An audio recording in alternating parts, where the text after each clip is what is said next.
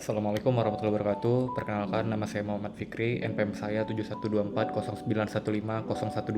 Saya berasal dari Prodi Teknik Informatika. Nah, kali ini saya akan membuat video tentang konfigurasi IP address atau static dan juga tentang IP address DHCP.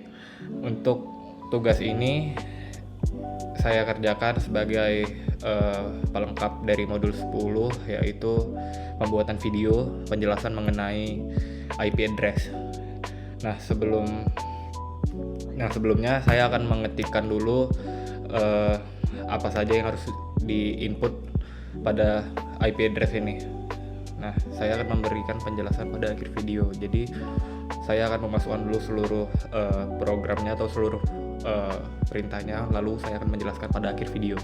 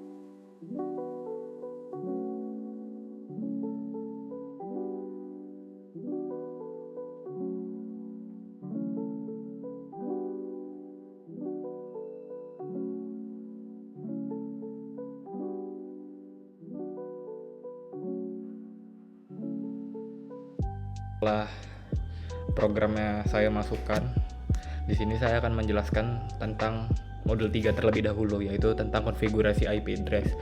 Nah, jadi penjelasan yang saya akan berikan adalah penjelasan ringkas ya. Jadi kalau ada kurang, saya mohon maaf.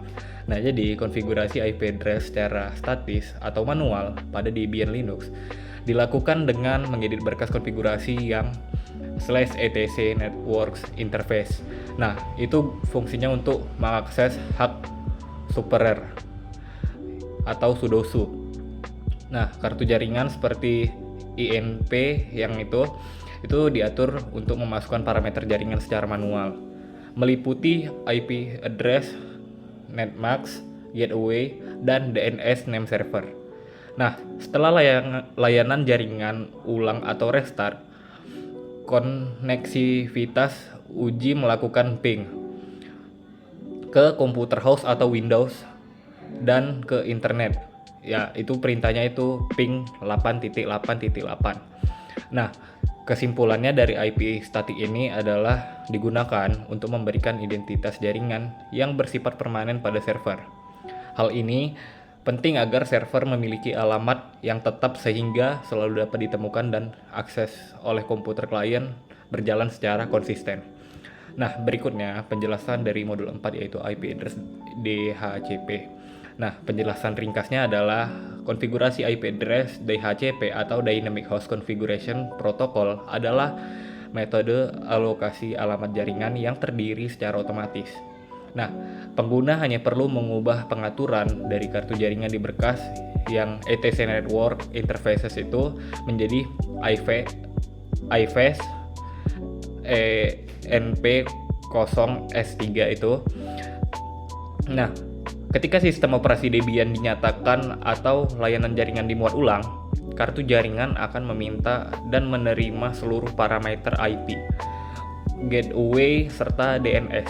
Nah, secara otomatis dari server DHCP tanpa perlu campur tangan.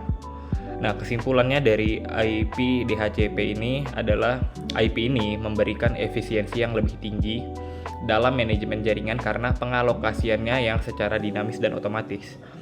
Metode ini sangat handal dalam mencegah terjadinya bentrokan antar perangkat atau IP konflik di dalam suatu jaringan.